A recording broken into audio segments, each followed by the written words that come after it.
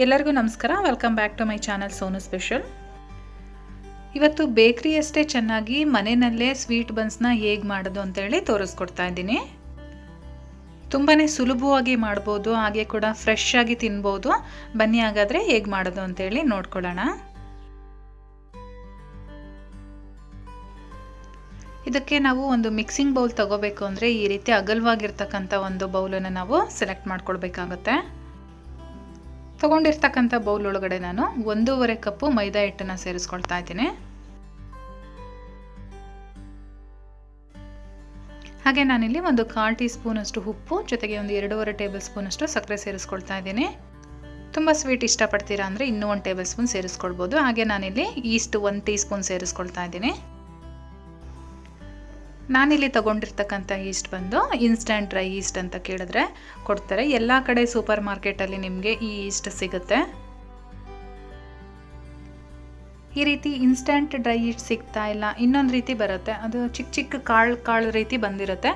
ನಿಮ್ಗೇನಾದರೂ ಆ ರೀತಿ ಈಸ್ಟ್ ಸಿಕ್ಕಿದೆ ಅಂತ ಅಂದರೆ ಅದನ್ನು ನೀವು ಡೈರೆಕ್ಟಾಗಿ ಹಿಟ್ಟೊಳಗಡೆ ಹಾಕೋದು ಬೇಡ. ಫಸ್ಟು ಒಂದು ಸ್ವಲ್ಪ ಬಿಸಿ ಇರ್ತಕ್ಕಂಥ ನೀರೊಳಗಡೆ ಹಾಕ್ಕೊಂಡು ಈಸ್ಟನ್ನು ಆ್ಯಕ್ಟಿವೇಟ್ ಮಾಡಿಕೊಂಡು ನಂತರ ನೀವು ಮೈದಾ ಹಿಟ್ಟೊಳಗಡೆ ಸೇರಿಸ್ಕೊಳ್ಬೇಕಾಗತ್ತೆ. ಈ ರೀತಿ ಇನ್ಸ್ಟೆಂಟಾಗಿರೋದಾದರೆ ನೀವು ಡೈರೆಕ್ಟಾಗಿ ಹಿಟ್ಟಲ್ಲಿ ಸೇರಿಸ್ಕೊಳ್ಬೋದು. ಇವಾಗ ಇದನ್ನೆಲ್ಲ ಚೆನ್ನಾಗಿ ಹೊಂದ್ಕೊಳ್ಳೋ ರೀತಿ ಒಂದು ಡ್ರೈ ಮಿಕ್ಸ್ ಮಾಡ್ಕೊಳ್ಳೋಣ. ಹಾಗೆ ನಾನಿಲ್ಲಿ 1 ಕಪ್ ನೀರನ್ನು ತೊಗೊಂಡಿದ್ದೀನಿ. ಸ್ವಲ್ಪನೇ ನೀರು ಹಾಕ್ಕೊಂಡು ಚೆನ್ನಾಗಿ ಮಿಕ್ಸ್ ಮಾಡ್ಕೊಳ್ಬೇಕು. ಈ ನೀರು ಉಗುರು ಬೆಚ್ಚಗಿರೋ ಅಂಥ ನೀರು, ಸ್ವಲ್ಪ ಬಿಸಿ ಮಾಡ್ಕೊಂಡಿದ್ದೀನಿ ನಾನು. ತುಂಬ ಸುಡೋ ಹಾಗೆ ಮಾಡ್ಕೊಳಕ್ಕೆ ಹೋಗಬೇಡಿ, ಅಥವಾ ತುಂಬ ಕೋಲ್ಡ್ ಆಗಿರೋ ಅಂಥ ನೀರನ್ನು ತೊಗೊಳಕ್ಕೆ ಹೋಗಬೇಡಿ. ಸ್ವಲ್ಪ ಬೆಚ್ಚಗಿದ್ರೆ ಸಾಕು, ಯಾಕೆಂದರೆ ನಾವು ಈಸ್ಟ್ ಹಾಕಿರೋದ್ರಿಂದ ಅದು ಚೆನ್ನಾಗಿ ಆ್ಯಕ್ಟಿವೇಟ್ ಆಗಬೇಕು. ಹಾಗಾಗಿ ನಾವು ಸ್ವಲ್ಪ ಬಿಸಿಯಾಗಿರ್ತಕ್ಕಂಥ ನೀರನ್ನು ತೊಗೊಳ್ಬೇಕಾಗತ್ತೆ. ಇವಾಗ ನೋಡಿ ಚೆನ್ನಾಗಿ ಎಲ್ಲ ಮಿಕ್ಸ್ ಮಾಡ್ಕೊಂಡಿದ್ದೀನಿ ನಾನು. ಈ ರೀತಿ ಚೆನ್ನಾಗಿ ಮಿಕ್ಸ್ ಆದಮೇಲೆ ನಾನು ಇದಕ್ಕೆ 1 ಟೇಬಲ್ ಸ್ಪೂನು ಎಣ್ಣೆ ಸೇರಿಸ್ಕೊಳ್ತಾ ಇದ್ದೀನಿ. ಈ ಹಿಟ್ಟನ್ನು ನಾವು ಕಡಿಮೆ ಅಂದರೂ ಒಂದು 10 ನಿಮಿಷಗಳ ಕಾಲ ನಾದ್ಕೊಳ್ಬೇಕು ಚೆನ್ನಾಗಿ. ನಾವು ಎಷ್ಟು ಚೆನ್ನಾಗಿ ನಾದ್ಕೊಳ್ತೀವೋ ಅಷ್ಟು ಚೆನ್ನಾಗಿ ನಮಗೆ ಬನ್ ರೆಡಿ ಆಗುತ್ತೆ. ಚೆನ್ನಾಗಿ ನಾದ್ಕೊಂಡಷ್ಟು ಕೂಡ ಬನ್ನು ತುಂಬಾ ಸಾಫ್ಟಾಗಿ ಬರುತ್ತೆ. ಈ ರೀತಿಯಾಗಿ ಒಂದು 10 ನಿಮಿಷಗಳ ಕಾಲ ಚೆನ್ನಾಗಿ ನಾದ್ಕೊಳ್ಳೋಣ. ನಾನು ಮತ್ತೆ ಇದಕ್ಕೆ ಇನ್ನೂ 1 ಟೇಬಲ್ ಸ್ಪೂನ್ ಎಣ್ಣೆನ ಹಾಕ್ಕೊಳ್ತಾ ಇದ್ದೀನಿ.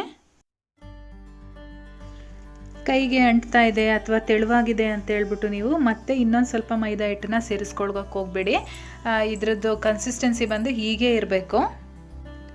ನಾನು ಅದಕ್ಕೋಸ್ಕರನೇ ಸ್ಟಾರ್ಟಿಂಗೇ ಹೇಳಿದ್ದು ಸ್ವಲ್ಪ ದೊಡ್ಡದಾಗಿರ್ತಕ್ಕಂಥ ಬೌಲನ್ನು ನಾವು ಸೆಲೆಕ್ಟ್ ಮಾಡ್ಕೊಳ್ಬೇಕು ಅಂತ ಹೇಳಿ.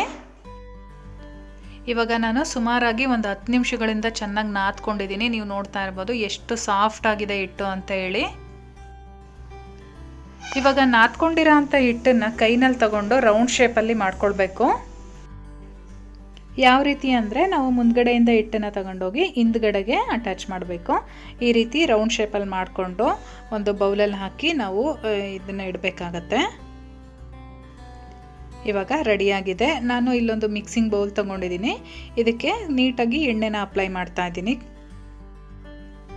ಇವಾಗ ನಾವು ನಾದ್ಕೊಂಡು ಉಂಡೆ ಮಾಡಿ ರೆಡಿ ಮಾಡಿ ಇಟ್ಕೊಂಡಿದ್ದೀವಲ್ಲ, ಅದನ್ನು ಇದರೊಳಗಡೆ ಇಟ್ಟು ಒಂದು 2 ಗಂಟೆಗಳ ಕಾಲ ನೆನೆಯೋದಕ್ಕೆ ಬಿಡೋಣ. ನಾವು ಹಾಕಿರೋ ಅಂಥ ಈಸ್ಟು ಚೆನ್ನಾಗಿ ಆ್ಯಕ್ಟಿವೇಟ್ ಆಗಬೇಕು, ಅದಕ್ಕೋಸ್ಕರ 2 ಗಂಟೆಗಳ ಕಾಲ ನೆನೆಸ್ಬೇಕು. ಅದೇ ರೀತಿ ಇಟ್ಟು ಒಣಗಬಾರ್ದು ಅಂತ ಹೇಳ್ಬಿಟ್ಟು ಮೇಲ್ಗಡೆನೂ ಸ್ವಲ್ಪ ಈ ರೀತಿ ಎಣ್ಣೆನ ಅಪ್ಲೈ ಮಾಡಿ ಇಡ್ತಾ ಇದ್ದೀನಿ. ಇವಾಗ ಇದರ ಮೇಲೆ ಒಂದು ಲಿಡ್ ಕ್ಲೋಸ್ ಮಾಡಿ ಒಂದು 2 ಅವರ್ಸು ಸೈಡಲ್ಲಿ ಎತ್ತಿಟ್ಬಿಡೋಣ.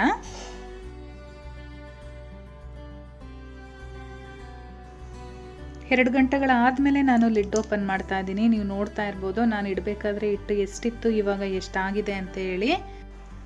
ತುಂಬಾ ಚೆನ್ನಾಗಿ ಆ್ಯಕ್ಟಿವೇಟ್ ಆಗಿದೆ. ಇವಾಗ ನನ್ನ ಕೈಗೆ ಸ್ವಲ್ಪ ಎಣ್ಣೆನ ಅಪ್ಲೈ ಮಾಡಿಕೊಂಡು ಈ ರೀತಿ ಪ್ರೆಸ್ ಮಾಡ್ತೀನಿ. ಒಳಗಡೆ ತುಂಬಿರ್ತಕ್ಕಂಥ ಗಾಳಿ ಏನಿದೆ ಅದು ರಿಮೂವ್ ಆಗುತ್ತೆ.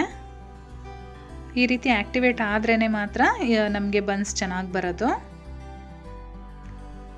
ಇವಾಗ ಮತ್ತೆ ಒಂದು 5 ನಿಮಿಷಗಳ ಕಾಲ ನಾವು ಚೆನ್ನಾಗಿ ನಾದ್ಕೊಳ್ಬೇಕು.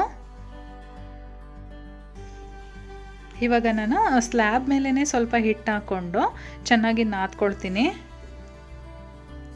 ಆವಾಗಲೇ ನೋಡಿ ನಮಗೆ ಕೈಗೆಲ್ಲ ಅಂಟ್ತಾ ಇತ್ತು, ಇವಾಗ ಯಾವುದೇ ರೀತಿ ಅಂಟೋದಿಲ್ಲ, ಅಷ್ಟು ಚೆನ್ನಾಗಿ ಆ್ಯಕ್ಟಿವೇಟ್ ಆಗಿದೆ ನಮಗೆ ಇಲ್ಲಿ. ನಾದ್ಕೊಂಡು ಈ ರೀತಿ ಸಿಲಿಂಡ್ರಿಕಲ್ ಶೇಪಲ್ಲಿ ಮಾಡ್ಕೊಳ್ಳೋಣ. ಇವಾಗ ನಮಗೆ ಯಾವ ಸೈಜಲ್ಲಿ ಬೇಕೋ ಆ ಸೈಜಲ್ಲಿ ಈ ರೀತಿ ಕಟ್ ಮಾಡ್ಕೊಳ್ಳೋಣ. ನಿಮಗೆ ತುಂಬ ದಪ್ಪದಾಗಿ ಬೇಕು ಅಂದರೆ ಒಂದು 4 ಮಾಡ್ಕೊಳ್ಬೋದು. ನಾನಿಲ್ಲಿ ಒಂದು ಮೀಡಿಯಮ್ ಸೈಜಲ್ಲಿ ಮಾಡ್ತಾಯಿದ್ದೀನಿ. ಇವಾಗ ಕಟ್ ಮಾಡಿರ್ತಕ್ಕಂಥ ಒಂದೊಂದೇ ಪೀಸನ್ನು ತೊಗೊಂಡು ಈ ರೀತಿ ಬಾಲ್ ಶೇಪಲ್ಲಿ ಉಂಡೆ ಮಾಡ್ಕೊಳ್ಳೋಣ. ನೀವು ನೋಡ್ತಾ ಇರ್ಬೋದು ನಾನು ಹೇಗೆ ಮಾಡ್ತಾ ಇದ್ದೀನಿ ಅಂತೇಳಿ. ಮುಂದಗಡೆಯಿಂದ ಹಿಟ್ಟನ್ನು ತೆಗೆದು ಹಿಂದಗಡೆಗೆ ಅಟ್ಯಾಚ್ ಮಾಡಬೇಕು. ಹಿಂದಗಡೆನೂ ಕೂಡ ಚೆನ್ನಾಗಿ ಸೀಲ್ ಆಗಬೇಕು. ಓಪನ್ ಆಗೋ ಥರ ಮಾಡ್ಕೊಳಕ್ಕೆ ಹೋಗ್ಬೇಡಿ. ನಾವು ಈ ರೀತಿ ಕೈಯಲ್ಲೇ ಉಂಡೆ ಮಾಡೋದ್ರಿಂದ ನೀಟಾಗಿ ಯಾವುದೇ ರೀತಿ ಮೋಲ್ಡ್ ಅವಶ್ಯಕತೆ ನಮಗಿಲ್ಲಿ ಬರೋದಿಲ್ಲ. ಇವಾಗ ನಾನು ಒಂದು ಟ್ರೇಗೆ ಎಣ್ಣೆನ ಸವರಿಟ್ಟಿದ್ದೆ. ಆ ಟ್ರೇಗೆ ರೆಡಿ ಮಾಡಿರ್ತಕ್ಕಂಥ ಬನ್ ಬಾಲ್ ಏನಿದೆ ಅದನ್ನು ಇಡ್ತಾ ಇದ್ದೀನಿ. ಅದೇ ರೀತಿಯಾಗಿ ಎಲ್ಲ ಪೀಸಸ್ಗಳ್ನೂ ಕೂಡ ಉಂಡೆಗಳು ಮಾಡಿ ಅದರೊಳಗಡೆ ಇಟ್ಕೊಳ್ಳೋಣ. ಫ್ರಂಟಲ್ಲಿ ಎಲ್ಲೂ ಕೂಡ ಕ್ರ್ಯಾಕ್ ಆಗಬಾರ್ದು. ಆ ರೀತಿಯಾಗಿ ನೀಟಾಗಿ ನಾವು ಬಾಲ್ಸ್ನ ಮಾಡಬೇಕಾಗತ್ತೆ.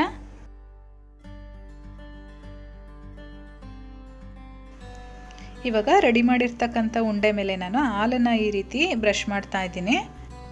ನಾವು 2 ಕಾರಣಗಳಿಂದ ಹಾಲನ್ನು ಈ ರೀತಿ ಬ್ರಷ್ ಮಾಡೋದು. ಒಂದು ಬಂದು ಈ ರೀತಿ ಹಾಲನ್ನು ಸವರೋದ್ರಿಂದ ಒಳ್ಳೆ ಕಲರ್ ಬರುತ್ತೆ ನಮಗೆ ಅದು ಬೇಯಿಸ್ಬೇಕಾದ್ರೆ. ಇನ್ನೊಂದೇನಪ್ಪ ಅಂದರೆ ಇವಾಗ ನಾವು ಇದನ್ನು ಮತ್ತೆ ಒಂದು ಅರ್ಧ ಗಂಟೆ ಆ್ಯಕ್ಟಿವೇಟ್ ಆಗಲಿಕ್ಕೆ ಇಡಬೇಕು. ಆ ಟೈಮಲ್ಲಿ ನಮಗೆ ಹಿಟ್ಟು ಒಣಗೋದಿಲ್ಲ. ಈ 2 ಕಾರಣದಿಂದ ನಾವು ಹಾಲನ್ನು ಈ ರೀತಿ ಮೇಲ್ಗಡೆ ಸವರ್ತೀವಿ. ಹಾಲನ್ನು ಸವರ್ಕೊಂಡಾದಮೇಲೆ ನಾನಿಲ್ಲಿ ಒಂದು ಕಿಚನ್ ಟವಲ್ನ ತೊಗೊಂಡಿದ್ದೀನಿ. ಇದನ್ನು ನೀರಲ್ಲಿ ನೆನೆಸ್ಕೊಂಡು ಇದ್ರ ಮೇಲೆ ಮುಚ್ಚಿ ಒಂದು ಅರ್ಧ ಗಂಟೆಗಳ ಕಾಲ ಹಾಗೆ ಇಟ್ಟಿರ್ತೀನಿ. ಅರ್ಧ ಗಂಟೆ ಆದಮೇಲೆ ನಾನಿಲ್ಲಿ ಕಿಚನ್ ಟವಲ್ನ ತೆಗಿತಾ ಇದ್ದೀನಿ. ನೀವು ನೋಡ್ತಾ ಇರ್ಬೋದು ಸೈಜ್ ಹೇಗೆ ಡಬಲ್ ಆಗಿದೆ ಅಂತ ಹೇಳಿ. ಮೇಲ್ಗಡೆ ಪಾರ್ಟು ಬಟ್ಟೆಗೆ ಅಂಟ್ಕೊಂಡು ಈ ರೀತಿ ಏನಾದರೂ ಸ್ಕ್ರ್ಯಾಚ್ ಆಗಿದ್ದಿದ್ರೆ ಹಾಲಿನ ಕೈ ಅಥವಾ ಎಣ್ಣೆ ಕೈ ಮಾಡಿಕೊಂಡು ಈ ರೀತಿ ಸಾಫ್ಟ್ ಮಾಡ್ಕೊಳ್ಳಿ. ಇವಾಗ ನಮಗೆ ಬನ್ಸು ಬೇಕ್ ಮಾಡಲಿಕ್ಕೆ ರೆಡಿಯಾಗಿದೆ.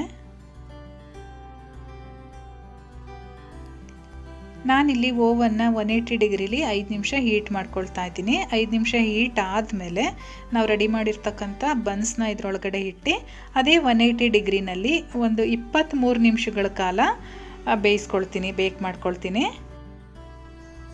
ನೀವೇನಾದರೂ ಒಲೆ ಮೇಲೆ ಮಾಡ್ತಾ ಇದ್ದೀರಾ, ಡೈರೆಕ್ಟಾಗಿ ಸ್ಟವ್ ಮೇಲೆ ಮಾಡ್ತಾ ಇದ್ದೀರಾ ಅಂತ ಅಂದರೆ ಅದನ್ನು ಕೂಡ ಅಷ್ಟೇ ಒಂದು 5 ನಿಮಿಷಗಳ ಕಾಲ ಒಂದು ಪ್ಯಾನನ್ನು ಹೀಟ್ ಮಾಡಿಕೊಂಡು ನೀವು ಪ್ಯಾನ್ ಒಳಗಡೆ ಯಾವ ಪ್ಲೇಟಲ್ಲಿ ರೆಡಿ ಮಾಡಿ ಇಟ್ಕೊಂಡಿರ್ತೀರೋ ಆ ಪ್ಲೇಟ್ ಇಟ್ಬಿಟ್ಟು ಒಂದು 25 ನಿಮಿಷಗಳ ಕಾಲ ಮೀಡಿಯಮ್ ಫ್ಲೇಮಲ್ಲಿ ಇಟ್ಕೊಂಡು ಬೇಯಿಸ್ಕೊಳ್ಳಿ. ನಾವು ಕೇಕೆಲ್ಲ ಯಾವ ರೀತಿ ಮಾಡ್ತೀವೋ ಆ ರೀತಿಯಾಗಿ.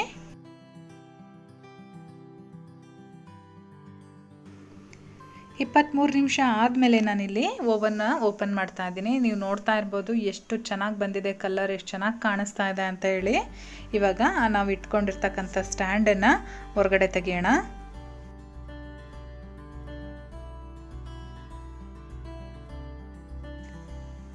ನಾವು ಓವನಿಂದ ಆಚೆ ತೆಗೆದಾಗ ಬನ್ಸು ತುಂಬ ಸಾಫ್ಟ್ ಇರಲ್ಲ, ತುಂಬ ಹಾರ್ಡ್ ಇದೆ ಅಂತ ಅನಿಸುತ್ತೆ. ಇವಾಗ ನಾವು ಇದ್ರ ಮೇಲೆ ಬೆಣ್ಣೆ ಅಥವಾ ಎಣ್ಣೆ ಯಾವುದನ್ನಾದರೂ ಆಗಲಿ ಈ ರೀತಿ ಅಪ್ಲೈ ಮಾಡಬೇಕು. ಎಲ್ಲ ಬನ್ಸ್ಗೂ ಈ ರೀತಿ ಎಣ್ಣೆನ ಅಪ್ಲೈ ಮಾಡಿ ನಾವು ಒಂದು 10 ನಿಮಿಷಗಳ ಕಾಲ ನಾವು ಮತ್ತೆ ಒಂದು ಸೈಡಲ್ಲಿ ಇಡಬೇಕಾಗುತ್ತೆ. ಅಂದರೆ ಸ್ವಲ್ಪ ಇದು ತಣ್ಣಗಾಗಬೇಕು. ತಣ್ಣಗಾಗೋವರೆಗೂ ನಾವು ಮುಂಚೆನೇ ಮುಚ್ಚಿದ್ವಲ್ಲ ಒಂದು ಟವಲ್ಲು, ಅದೇ ಟವಲ್ನ ಯೂಸ್ ಮಾಡಿಕೊಂಡು ಒಂದು ಸೈಡಲ್ಲಿ ಎತ್ತಿಟ್ಕೊಂಡಿರೋಣ. ಒಂದು 15 ನಿಮಿಷಗಳ ಕಾಲ ಬಿಟ್ಟಿದ್ದೆ ನಾನು. ಇವಾಗ ಟವಲ್ನ ತೆಗಿತಾ ಇದ್ದೀನಿ. ಈಗ ನೋಡೋಣ ಸಾಫ್ಟ್ ಆಗಿದೆಯಾ ಹೇಗೆ ಅಂತ ಹೇಳ್ಬಿಟ್ಟು ನಮಗೆ ಮುಟ್ಟು ನೋಡಿದರೆ ಗೊತ್ತಾಗುತ್ತೆ. ತುಂಬಾ ಸಾಫ್ಟ್ ಆಗಿದೆ, ತುಂಬಾ ಚೆನ್ನಾಗಿ ಬರ್ತಾ ಇದೆ. ನೀವು ನೋಡ್ತಾ ಇರ್ಬೋದು ಈ ರೀತಿ ಪ್ರೆಸ್ ಮಾಡ್ತಾ ಇದ್ರೆ ಮತ್ತೆ ಅದೇ ಪ್ಲೇಸಿಗೆ ಬೌನ್ಸ್ ಆಗ್ತಾ ಇದೆ. ನನ್ನ ಮಗ ಅಂತೂ ಪಕ್ಕದಲ್ಲೇ ನಿಂತ್ಕೊಂಡು ವೆಯ್ಟ್ ಮಾಡ್ತಾ ಇದ್ದಾನೆ. ನೀವು ನೋಡ್ತಾ ಇರ್ಬೋದು ಅವನು ಕೂಡ ಟೆಸ್ಟ್ ಮಾಡ್ತಾ ಇದ್ದಾನೆ ಹೇಗೆ ಬಂದಿದೆ ಅಂತ ಹೇಳಿ. ಹಾಗಾಗಿ ಅವನಿಗೊಂದು ಈ ಬನ್ನನ್ನು ಅವನಿಗೆ ಕೊಟ್ಟು ಕಳಿಸ್ದೆ. ತುಂಬಾ ಇಷ್ಟಪಡ್ತಿದ್ದ, ತುಂಬಾ ಸಾಫ್ಟಾಗಿ ಬಂದಿತ್ತು.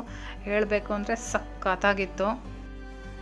ನಿಮಗೆ ಆಶ್ಚರ್ಯ ಆಗುತ್ತೆ, ಇದು ಮನೆಯಲ್ಲಿ ನಾವೇ ಮಾಡಿದ್ದ ಅಂತೇಳಿ. ಅಷ್ಟು ಚೆನ್ನಾಗಿ ಬರುತ್ತೆ. ಒಂದ್ಸಲ ಟ್ರೈ ಮಾಡಿ, ಖಂಡಿತ ಇಷ್ಟಪಡ್ತೀರಾ. ನಾನು ಒಂದು ಬನ್ ಓಪನ್ ಮಾಡಿ ಒಳಗಡೆ ಕೂಡ ಹೇಗೆ ಬಂದಿದೆ ಅಂತೇಳಿ ತೋರಿಸ್ತೀನಿ. ಹಾಗೆ ನೀವು ಇದ್ರ ಕೆಳಗಡೆನೂ ನೋಡ್ಬೋದು, ತುಂಬ ಸೀದಿಲ್ಲ, ಎಷ್ಟು ಬೇಕೋ ಅಷ್ಟು ಬೆಂದಿದೆ. ಇದು ಕರೆಕ್ಟಾಗಿ ಬೇಕಾಗಿದೆ. ಇವಾಗ ನಾನು ಬೇಕಾದರೆ ಇದು ಓಪನ್ ಮಾಡಿ ತೋರಿಸ್ತೀನಿ ನೋಡಿ, ಒಳಗಡೆನೂ ಕೂಡ ಎಷ್ಟು ಮೃದುವಾಗಿ ಬಂದಿದೆ ಅಂತ ಹೇಳಿ. ನೀವೇನು ಬೇಕ್ರಿನಲ್ಲಿ ತಗೋಬರ್ತೀರಾ ಅದೇ ರೀತಿ ಬಂದಿದೆ. ಇಷ್ಟ ಆಗಿದ್ರೆ ಒಂದು ಲೈಕ್ ಮಾಡಿ, ಹಾಗೆ ನೀವು ಯಾರ್ಯಾರಿಗೆಲ್ಲ ಉಪಯೋಗ ಆಗುತ್ತೋ ಅಂಥವ್ರಿಗೆಲ್ಲ ಶೇರ್ ಮಾಡಿ. ವಿಡಿಯೋ ಇಷ್ಟ ಆಗಿದ್ರೆ ಚಾನಲ್ನ ಸಬ್ಸ್ಕ್ರೈಬ್ ಆಗೋದಂತೂ ಮರಿಬೇಡಿ. Thank you.